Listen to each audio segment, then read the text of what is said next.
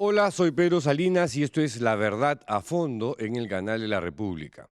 Bien, arrancamos como siempre con un parte de guerra. Esta primera noticia en realidad es una revelación periodística del diario británico Financial Times, quien señala que un agente de bolsa del secretario de Defensa estadounidense Pete Hegseth, este cavernícola, exconductor de televisión que le han dado el cargo más importante en la administración Trump y que además es jefe del Pentágono.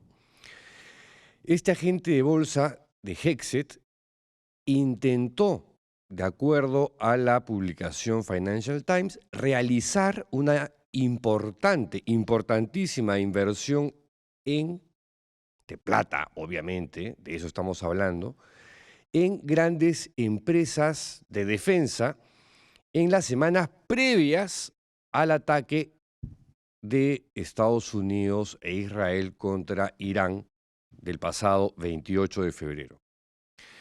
Eh, la publicación británica cita por lo menos a 3 personas, a 3 fuentes conocedoras de la operación. ¿Qué revela esto? Que aquí no estamos hablando solamente de halcones, ¿no? En un gobierno.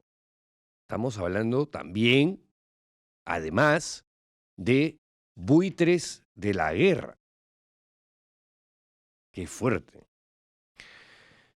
Los precios mundiales del petróleo, que ayer comentamos que estaban entre 110 y 111 dólares por barril, han subido ahora a 114 dólares por barril. El diario español El País publica el día de hoy un saldo aproximado de la guerra en muertes.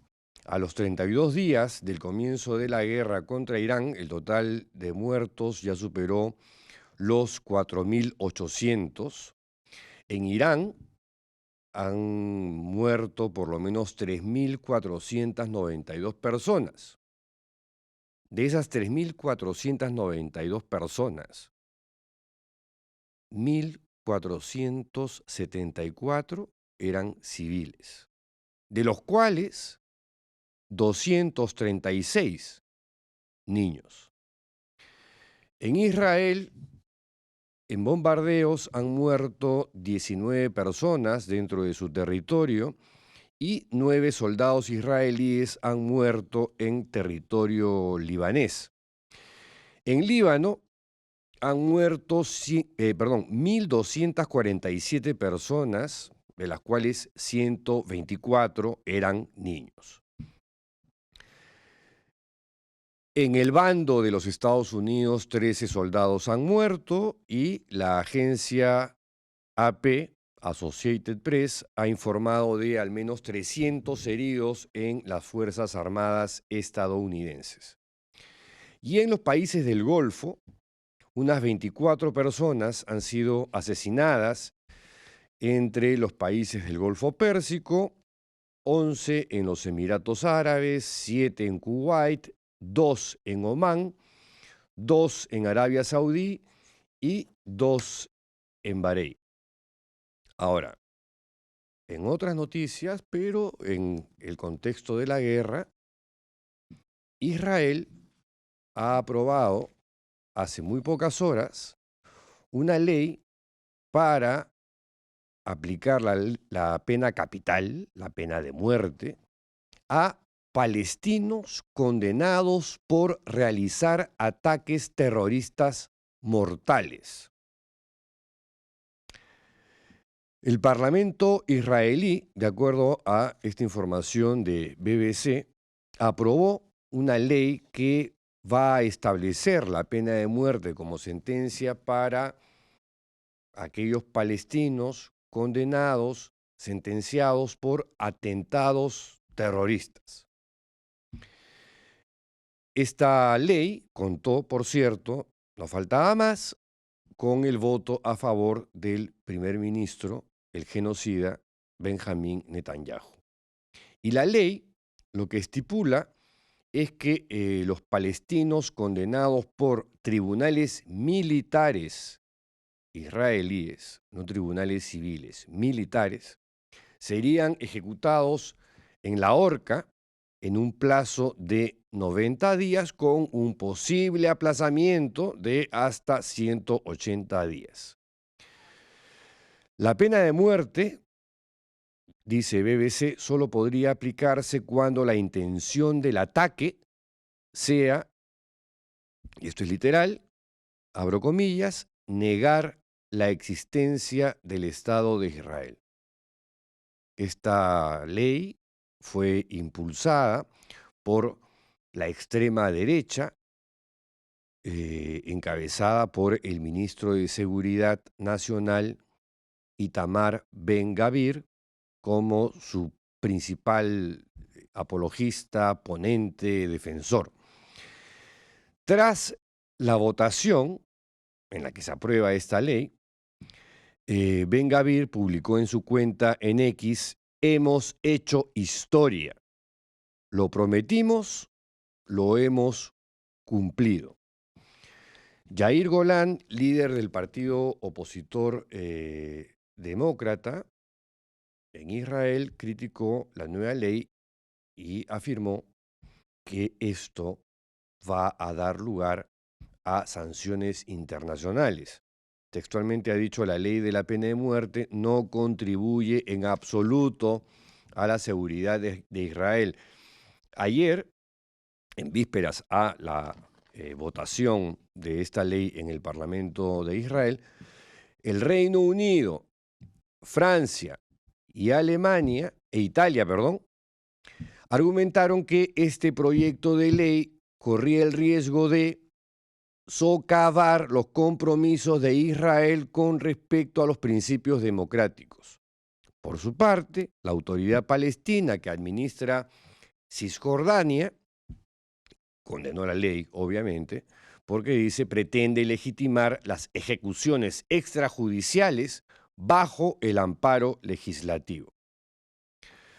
BBC recuerda que Israel solamente ha ejecutado a 2 personas en toda su historia.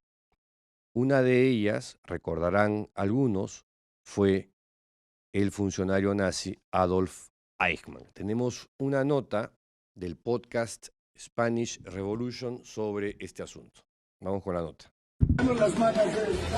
Este que ves celebrando es el psicópata sionista Itamar Ben-Gvir, ministro de Seguridad Nacional de Israel, brindando con champán tras la aprobación de la pena de muerte en la horca para palestinos. Es la forma que tiene Israel de demostrar al mundo que no están cometiendo un genocidio, legalizando la pena de muerte por ahorcamiento contra los palestinos. Sí, solo contra los palestinos. Los israelíes, por el mismo delito, no podrán ser ejecutados. Y sí, esto tiene varios nombres: limpieza étnica, apartheid, genocidio, nazismo del siglo XXI. Es la solución final del sionismo ante el pueblo palestino, horca o tanque. Israel se convierte así en el primer estado de la historia en legislar la pena de muerte únicamente para un grupo étnico. Y hay una razón clara por la que nadie había hecho esto antes, porque es una maldad de una profundidad tal que trasciende la propia humanidad. Ni los nazis se atrevieron a tanto, pero ellos lo celebran repartiendo dulces en el Congreso. Y ante semejante atrocidad, la mayoría de ONGs permanecen calladas. Las mismas ONGs que hablan de libertades en Rusia o de feminismo en Irán ahora permanecen mudas ante la legalización del genocidio. Los medios de comunicación lo cuentan como una noticia más, repitiendo el mismo titular donde se omite que es una medida solo para palestinos. Y los gobiernos occidentales siguen sin tomar medidas reales. Israel se siente tan impune que está grabando cómo bombardea y destruye por completo aldeas y poblaciones enteras en el sur del Líbano, quedándose con el territorio, como hacen Gaza y Cisjordania. Israel se siente tan impune que bombardea población civil, hospitales y colegios en diferentes países a la vez. Israel se siente tan impune que acaba de legalizar el genocidio y lo celebra con champán. E Israel llegó hasta aquí porque Occidente se lo permitió, porque bajo las ruinas de Gaza también quedó enterrado el derecho internacional. Las líneas rojas han sido superadas hace mucho, y una ley escrita para ejecutar solo a palestinos es un espejo oscuro que nos muestra qué clase de sociedad somos.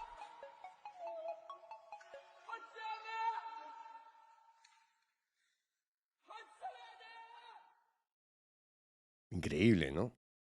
Bueno, Amnistía Internacional ya se pronunció inmediatamente sobre este asunto y ha dicho en un comunicado que a partir de ahora los tribunales militares israelíes de Cisjordania estarán obligados a aplicar la pena capital, salvo en casos excepcionales a palestinos, palestinas que asesinen a israelíes. Esta decisión, diseñada específicamente para atacar a las y los palestinos, no necesita unanimidad, basta con mayoría simple y ordena la ejecución de la sentencia en 90 días sin derecho a indulto. Durante años hemos presenciado un alarmante patrón de ejecuciones extrajudiciales y otros asesinatos ilegales de palestinos con la casi total impunidad de los perpetradores. Esta nueva ley es la culminación de dichas políticas. Israel va contra la tendencia mundial, mientras cada vez más países renuncian a la pena de muerte. El gobierno israelí demuestra públicamente su crueldad, discriminación y absoluto desprecio por los derechos humanos. En Israel y Jerusalén Oriental, además, será condenada a muerte cualquier persona que asesine intencionalmente a otra con el objetivo de negar la existencia del Estado de Israel. Esta ley desmantela las garantías de todas las personas a recibir un juicio justo y fortalece el apartheid israelí contra la población palestina. Nada que añadir, vamos a una pausa y regresamos con el programa. No hay silencio que dure para siempre, ni mentira que no deje rastro. Las voces se apagan, pero los ecos persisten como heridas abiertas en la memoria del país. Buscamos entre papeles, entre nombres, entre miradas que esquivan la luz, porque la verdad no grita, la verdad resiste.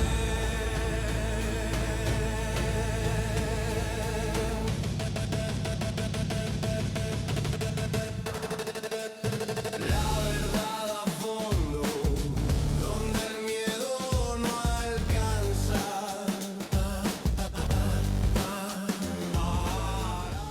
Continuamos con el programa y antes de enlazarnos con nuestro invitado del día de hoy, quien es el director de IDL Reporteros, el periodista Gustavo Gorriti, tengo acá una nota que me sorprendió por lo bizarra, por lo rara, por lo extraña, pero real.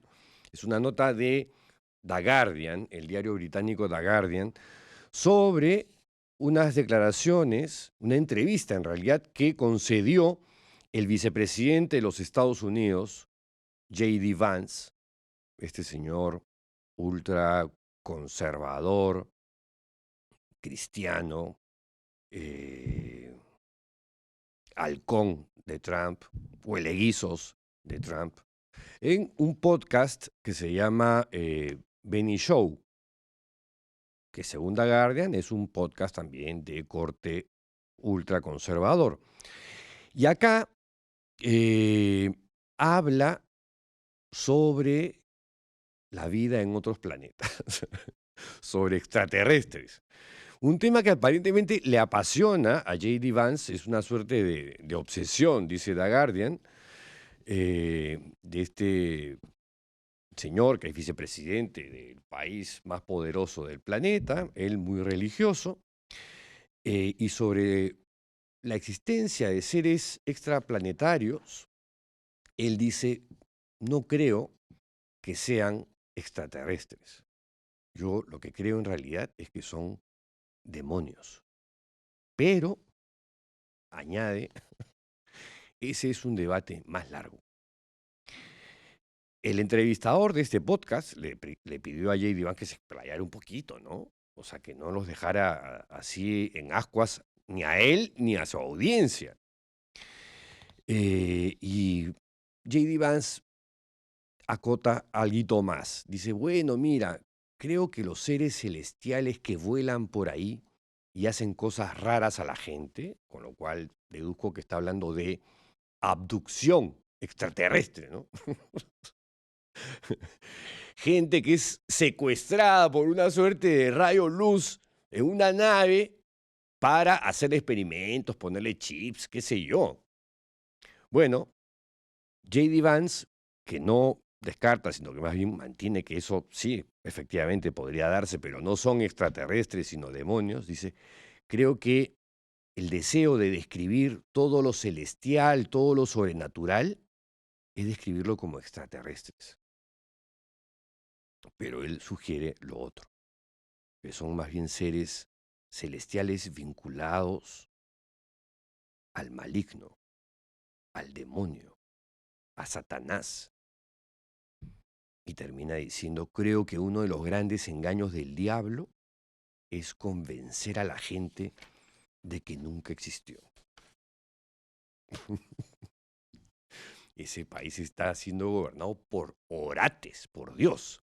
Bien, vamos a conversar con Gustavo Gorriti, director de IDL Reporteros. Gustavo, bienvenido al programa. Muchas gracias, Pedro. ¿Qué tal? ¿Cómo estás? Te veo muy bien.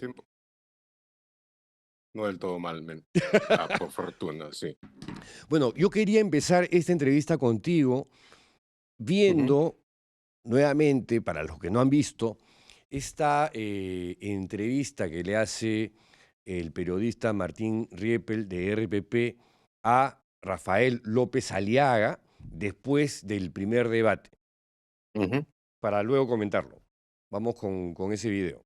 O con ese audio. El Consejo Fiscal señala que ha sobreendeudado a la Municipalidad de Lima por más de 4.000 millones de soles. El Consejo Fiscal, hermano... Y Fiscalía lo investiga por ese mismo caso ahora. Fiscalía, vamos a ver. Fiscalía la maneja el señor Gorriti, que es un mayor delincuente de este país, ¿no? Que ya tendrá que rendir juicios, cuentas a la justicia peruana en su momento. Pero hasta ahora estamos... ¿Qué pruebas tiene de ello? Todas. Sería bueno que las alcance entonces a Fiscalía. Me sorprende que tú, siendo periodista, no sepas. Me gustaría que las alcance a Fiscalía. No, te la digo acá en tu cara. En tu cara pelada te la voy a decir. No es normal que una diligencia que hace un fiscal llamado Rurush, ¿no? En la oficina de IDL, venga el señor del virrey del Perú, ¿no? Saque a patadas a un fiscal, una diligencia, donde es una autoridad constituida, y vaya, ¿Usted considera que hay una persecución fiscal sobre usted? No, pues déjame terminar, no te arrugues. Toco Gorriti y te arrugues. No te arrugues, estés más valiente. Estudio de abogados, Boyce Schiller. No. ¿Dónde está el documento de la licitación pública para gastar 97 millones de la Municipalidad de Lima en ese estudio? Pero vamos a lo previo. Pues. Esto es relevante. Para mí no, pero el tema previo. Lo que pasa es que usted responde lo que usted cree relevante para usted. No. Pero yo le estoy haciendo las preguntas que la ciudadanía requiere saber. Voy a la verdad. 100 millones de soles de la Municipalidad de Lima. Voy a la verdad, primero. Aquí tenemos una mafia gorritiana que domina al fiscal de la nación, ¿no? Y es capaz de parar una diligencia fiscal y no pasa nada. ¿Ok? 97 millones de la Municipalidad de Lima. Entonces paso al tema. A ver. Mira, tú vas a hacer una emisión internacional, ¿no? Nacional, con distribución internacional, evidentemente, ¿no? Tienes que tener no solamente un abogado. ¿Tú sabes cuántos abogados intervienen eligió en lo que estudio? Yo no elijo, papá. ¿Hay alguna licitación? Son 97 millones. Eso a dedo no es. Pero no es, a ver, vamos a ver. El alcalde, te falta leer la ley de municipalidades. No, te falta, pues lamentablemente no eres alcalde. Y resulta que el escogido es su amigo, el estudio es su amigo. No es cierto, estás difamando, pero déjame responder. Siento que no. Bueno, Gustavo, ¿cómo explicas esta obsesión patológica contigo? Porque es casi patológica, no hay otra explicación. ¿O si la hay?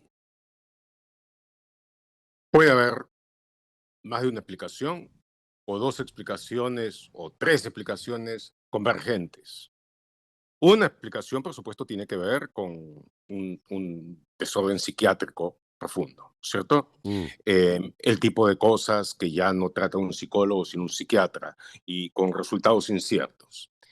La otra cosa es de que hay toda una ofensiva de desinformación cuyo objetivo es cambiar la narrativa de la historia y proteger así a corruptos y lograr, han logrado básicamente, conquistar el poder del Estado y terminar, para todo efecto práctico, con la lucha anticorrupción. Yo, Pedro, hace pocos días saqué en IDL Reporteros un video de veintitantos minutos Ujú. donde digo, primero hablo sobre esto, saco algo de la conversación que tuvo López Aliaga con Riepel e inmediatamente digo, bueno, este tipo se ha agarrado al caso Rurush, al evento Rurush, como si se tratara, y lo describe como si fuera el crimen del siglo, y por supuesto miente, miente y miente. Entonces dije, vamos a explicar por fin lo que sucedió entonces. Y hay una explicación muy larga del contexto, bueno, tampoco tan larga, pero que hace ver cómo el caso Rush tuvo que ver con el esfuerzo angustiado de los corruptos, de los mafiosos, por parar la investigación sobre los audios de Cuellos Blancos que acabamos de sacar, acabamos de publicar, que habían sido un escándalo básicamente sísmico y que ellos temían de que iba a comprometer, como en efecto sucedió, a muchos de ellos. Entonces, explico lo que pasó con Rurush como un intento de incautar nuestro material de trabajo, las pruebas que teníamos, lo que íbamos a publicar, y un intento además que hizo un fiscal que no tenía ninguna orden, ninguna disposición, ni fiscal ni judicial para hacerlo, que básicamente hizo un ingreso acompañado por 4 policías para atarantar y ver si le ligaba y se podía llevar llevar la fuente de audios que teníamos. Pero, como digo, le fracasó en el momento de que quedó claro de que no tenía orden alguna y que era una diligencia trucha, una diligencia ilegal. Pero también explico de que esa fue la primera de varias. Eso sucedió un día martes, 2 días después de que habíamos sacado la segunda entrega de los audios y 3 días después de la primera. Cuando él se tuvo que ir, cuando le falló, entonces, perdón, el día miércoles recibimos de la entonces Comisión de Fiscalización del Congreso de ese tiempo, tanto yo como Rosana Cueva, que era entonces directora de Panorama y habían publicado ya algunos audios ellos también, para que fuéramos al Congreso a explicar de dónde habíamos logrado, cuáles eran nuestras fuentes para eso. Por supuesto que nos negamos rotundamente a permitir esa violación que hubiera sido gravísima de la libertad de prensa. Pero eso, primero Rush el martes, luego la Comisión de Fiscalización el miércoles, y el jueves recibimos de quien entonces era fiscal supremo de la Fiscalía de la Nación, encargado de control interno de la Fiscalía, Víctor Raúl Rodríguez Montesa, un oficio amenazante, conminatorio, para que no solamente les entregáramos todos los audios, sino también para que le explicáramos a través de quién, dónde, cuándo, cómo los habíamos obtenido. Y según dijo, o según intentó barajar aquello, era para llevar a cabo su propia investigación sobre, comillas, corrupción de funcionarios.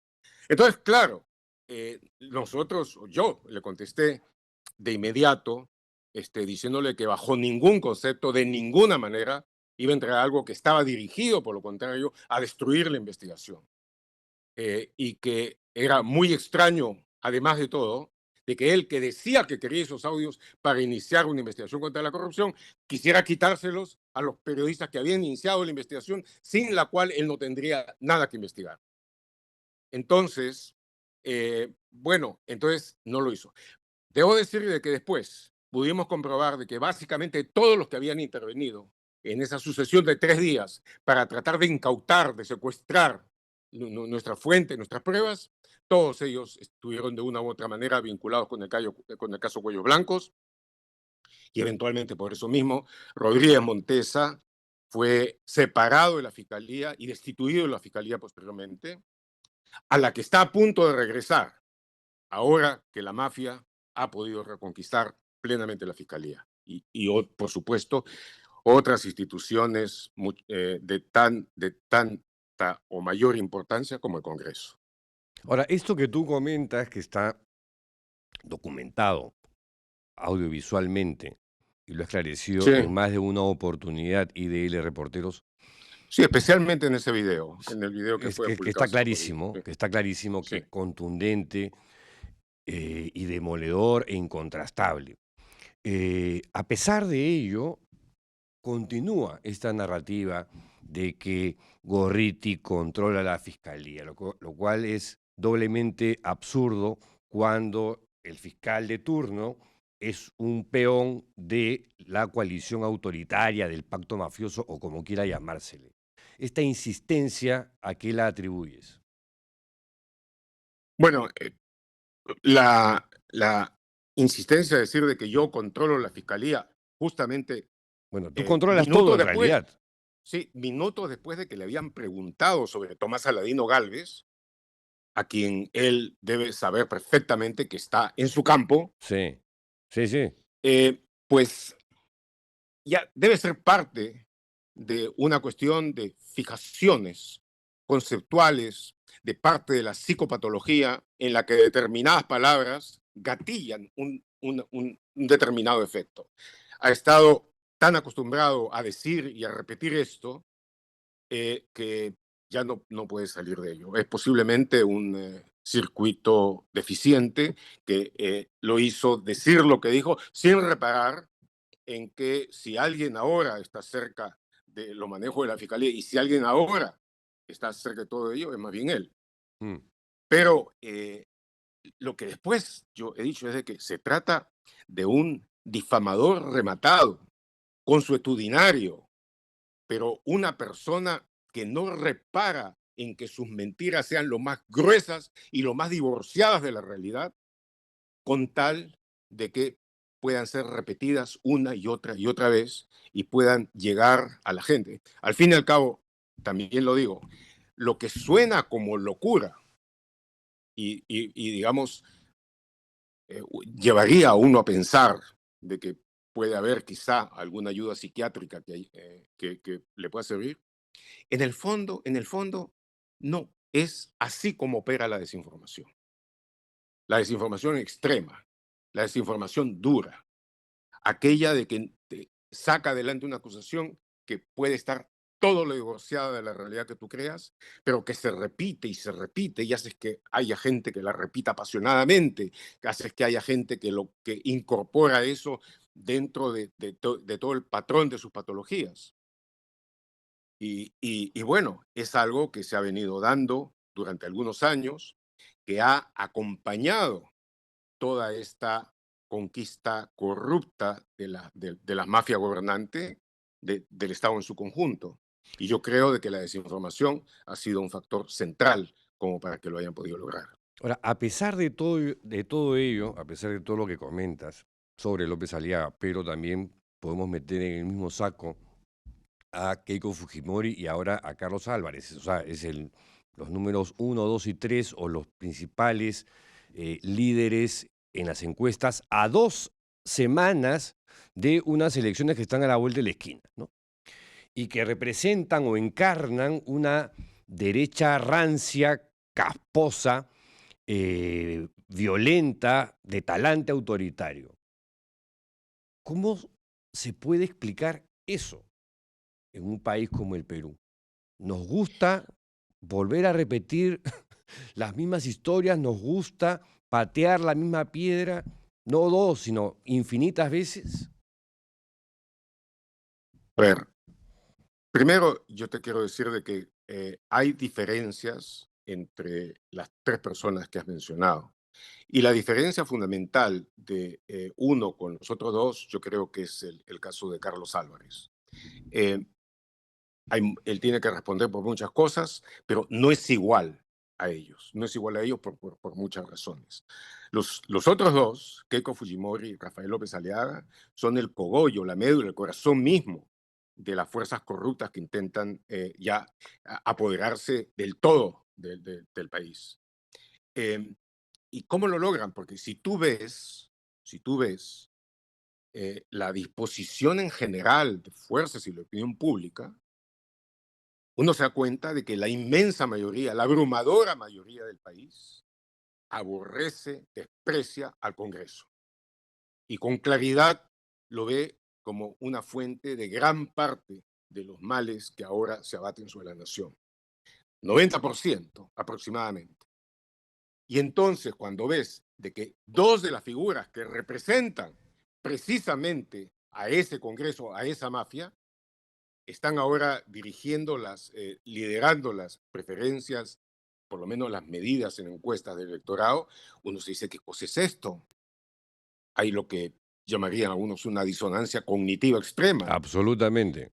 Ahora, pero si tú te pones a ver del otro lado, lo siguiente, ves de que estos cambiaron las reglas de la competencia como para garantizar de que haya una gran maratón de pitufos, Mm. de enanitos electorales, dentro de la cual ellos, con su poquísimo porcentaje de preferencias, pudieran ser los enanos más altos y pudieran de esa manera ganar.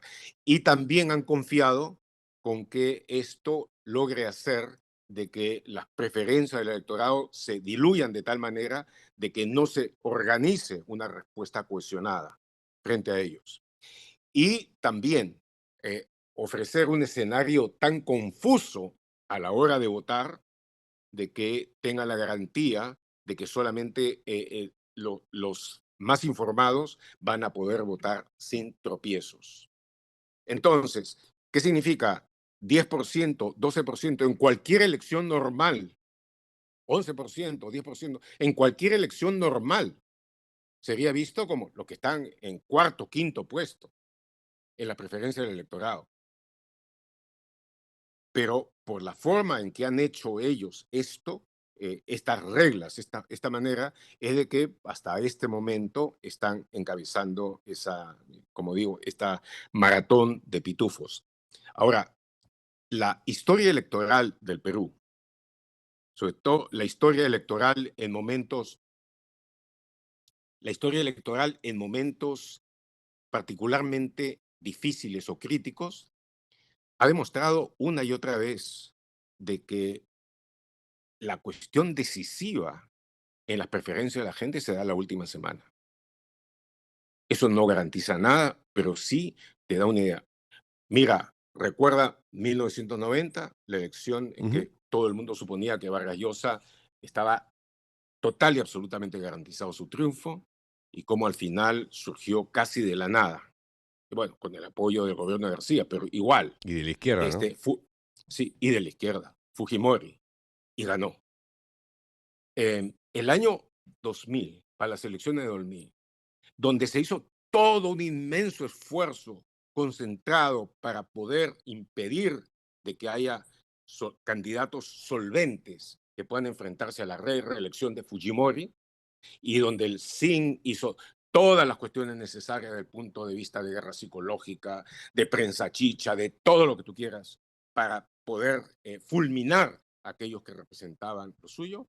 Sucedió en efecto sí, los candidatos que inicialmente parecía que podían representar un cambio importante, Andrade, el exalcalde de Lima, o Castañeda, el entonces ex jefe de lo que es ahora de Salud, fueron realmente fulminados por estas contracampañas.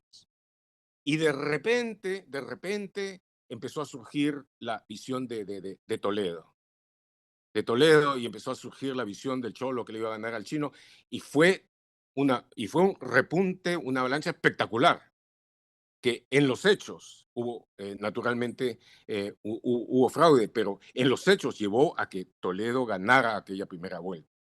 De tal manera de que ha habido siempre ese tipo de sorpresas. Finalmente, después de la pandemia de la peste, del COVID, Castillo, que estaba en la cola de las encuestas, en una semana, un poco más, logró llegar al tope y ganar.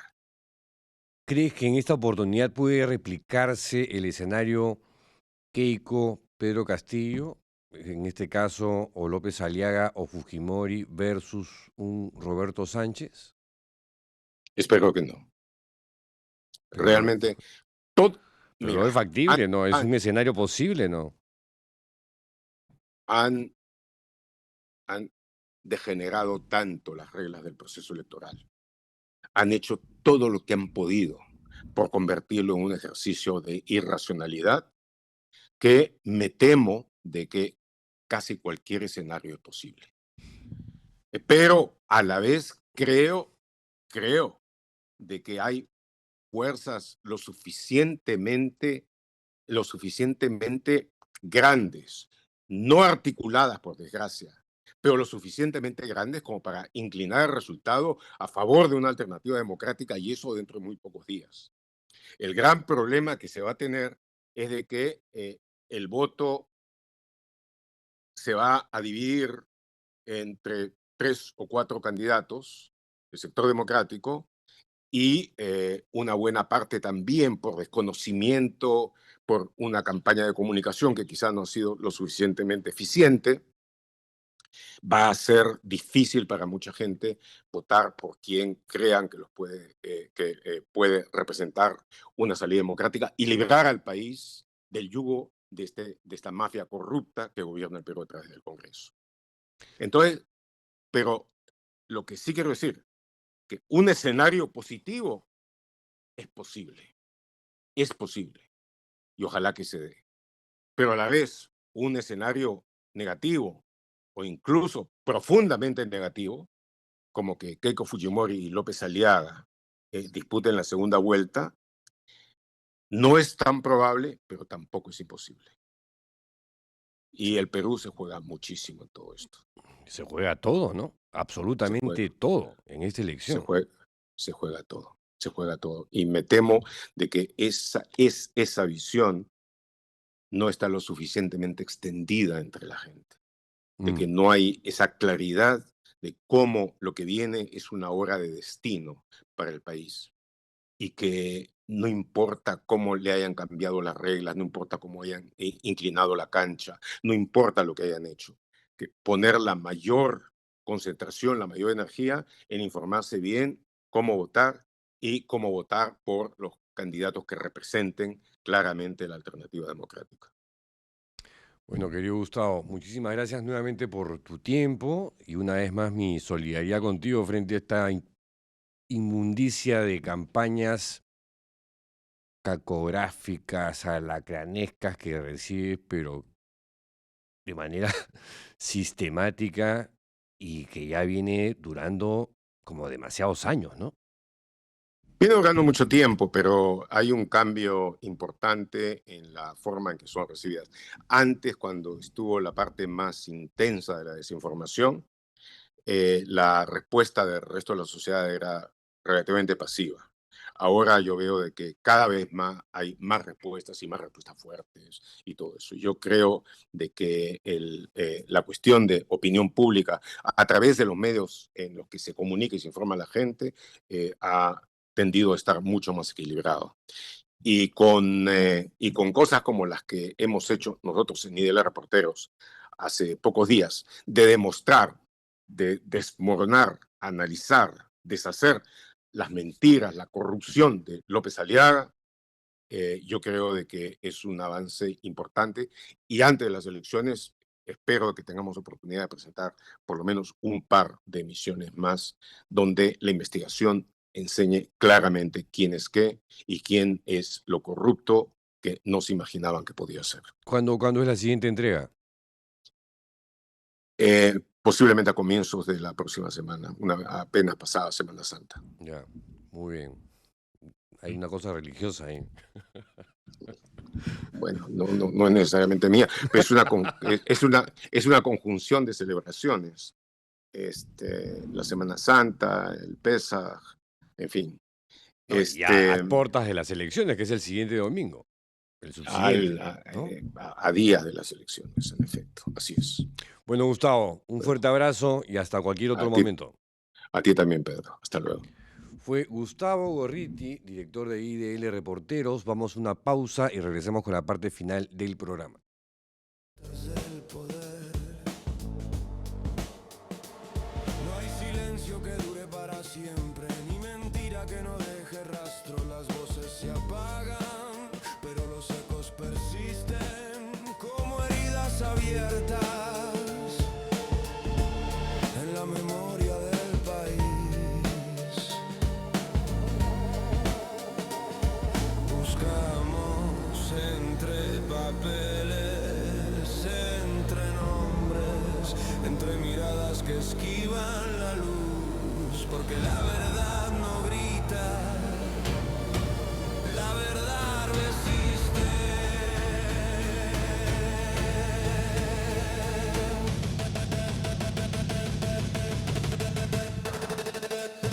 La verdad a fondo. Parte final del programa, vamos a darle espacio a los comentarios y a las preguntas de nuestra audiencia. No se olviden de sus likes, volvió el mendigo de los likes. Likes para sobrevivir, para que este tipo de espacios perduren en el tiempo, porque ya escucharon a Gustavo Gorriti, podemos llegar a un peor escenario. Sí, en el Perú todo es posible, todo es empeorable. Eso no lo dijo Gustavo, lo digo yo, que a su vez se lo escuché o leí en algún momento a el escritor Alonso Cueto. López Aliaga es un enfermo, odia sin mérito alguno, ¿será que está ebrio siempre? Que así son los comentarios. Estamos tan mal que ni elegir se sabe. ¿En serio, Álvarez? No, pues. Bueno. Porque solito se cae poco a poco. Dudo que llegue a segunda vuelta. Yo no estoy tan seguro. Yo no descarto nada. López Aliaga será presidente del Perú, no importando lo que haga y el tiempo que dediquen para tratar de evitarlo. Ya, se entendió un poquito la idea. Creo que solo un fanático puede ver en López Aliaga a un buen candidato. El sujeto está muy mal. No es la opinión del segmento A de Lima, donde López Aliaga tiene un porcentaje importante y lo ponderan. Gorriti, el terror de los delincuentes en el poder del Estado peruano. Exacto, y si pasan la valla, entonces volveremos a lo mismo, 5 años de martirio, inestabilidad. Bueno, si se quedan López Aliaga y el fujimorismo, yo sí creo que ahí vamos a tener un periodo largo de oscuridad. Ok, de acuerdo, ni Porky ni Keiko, pero hay otras opciones de personas preparadas. López Chau, Nieto, Mesías Guevara, Marisol Pérez Tello, ¿por qué tenemos que ser tan básicos y votar por un cómico? Qué mal. Bueno, el cómico no está en el primer lugar, les cuento, ¿eh? En el primer lugar, más o menos empoderados, está Fujimori. De ahí sigue López Aliaga, que zigzaguea en las encuestas, pero digamos sin descender mucho. Álvarez viene más abajo. Roberto Sánchez viene con fuerza con el voto rural. Por eso le preguntaba a Gustavo Gorriti si lo veía y no descarta nada. El segmento A de Lima está reducido a nada. Bueno, igual sí, representan muy poco, es verdad, pero también es un síntoma, es una señal de, no sé, las prioridades de ciertas personas respecto de la democracia en el país, ¿no? Pero, ¿por qué no realizan un análisis de, uno, lo del tren y dos, los 4.000 millones de los bonos? Bueno, Rosa María Palacios le ha dado amplísimo espacio a estos temas, ¿eh? Pero amplísimos espacios, horas dedicadas a eso. Ahí están sus programas. Pero gracias por hablar sobre esta terrible ley de la horca. Es terrible decirlo, pero es como la solución final de estos tiempos contra los indefensos palestinos. Recordemos, hay niños detenidos. Sí, sí, gracias por el comentario porque a veces me siento hablando de estos temas así como un geranio en el desierto. Pero sí me parecen que son temas elementales, ¿no? Como ciudadanos de este planeta que está cada vez peor, cada vez gobernado por más orates y más locos y más gente antiderechos, porque esa es la realidad, empezando por el país más poderoso del planeta en este segundo. Esto de la pena de muerte es gravísimo, me parece. Me parece, y encima ha ocurrido otra cosa que comentamos hace un par de días, tangencialmente, digamos, lo íbamos a mencionar, pero la Unión Europea ha aprobado una suerte de ley ICE para votar migrantes de los países representantes de la Unión Europea. O sea, la política fascista de Trump extrapolada a Europa. O sea, no, esto ya es, o sea, el cuento de la criada dejó de ser ficción hace rato, pero hace rato. Bueno, una noticia, antes de seguir con comentarios y preguntas, que salió hoy día en el semanario Alfa y Omega, que es un semanario católico, pero entrevista al secretario del Papa León XIV, al peruano Edgar Rimaicuna Inga, sacerdote peruano, quien es secretario del Papa León XIV desde mayo del 2025. Y en esta entrevista, que no es muy larga, es corta, pero es sabrosa, porque habla sobre la experiencia de trabajo con el Papa, ¿no? Donde dice que el Papa León XIV, o el padre Roberto, como le decían algunos en Chiclayo, no ha cambiado. Ha cambiado solo la vestimenta, que ahora es blanca, y ha cambiado también el encargo. El hombre que hemos conocido todos es el mismo. Cercano, tranquilo, con una gran capacidad de escucha y que siempre está disponible.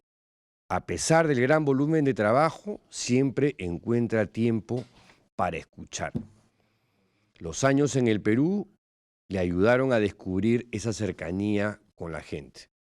Sabe combinar la prudencia y la practicidad americana, que creo que es una muy buena definición de el Papa León XIV.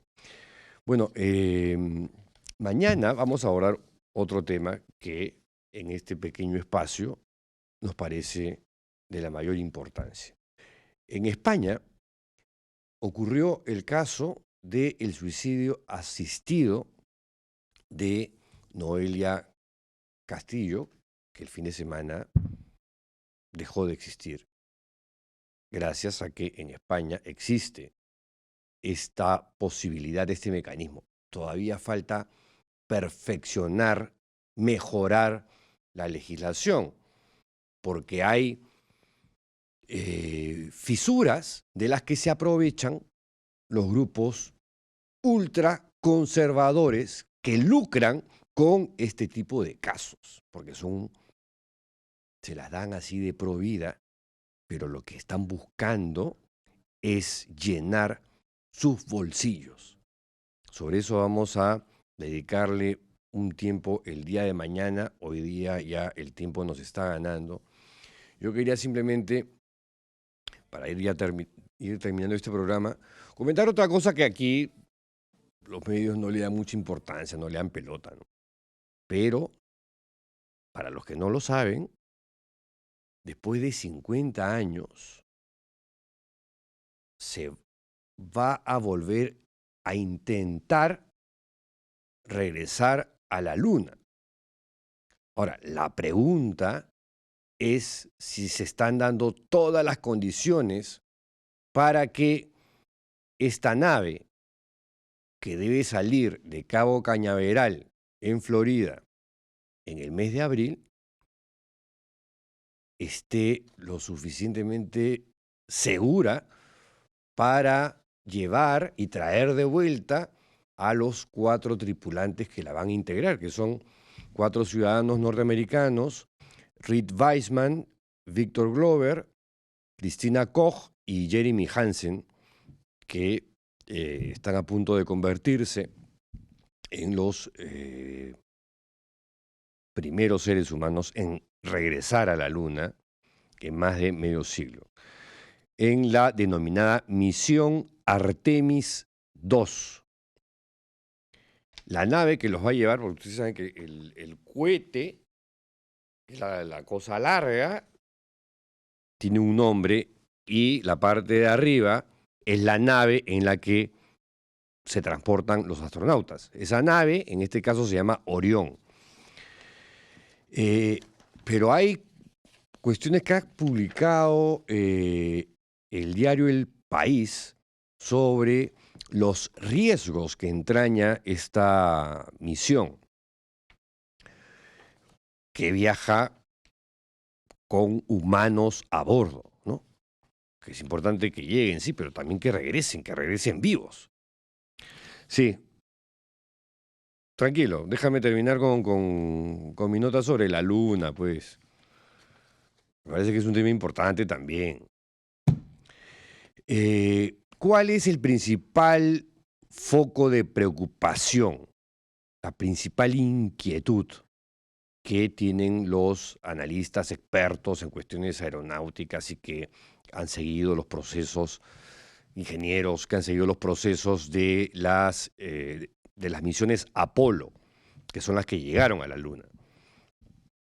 Y es que el escudo térmico de la nave es uno de los temas sensibles, que es la barrera que bordea la nave, que es la que va a proteger a los astronautas cuando regresen, sobre todo cuando regresen a la Tierra, que tienen que traspasar la atmósfera a una velocidad vertiginosa, y en la que, leí aquí, se llega a alcanzar temperaturas superiores a los 2700 grados centígrados.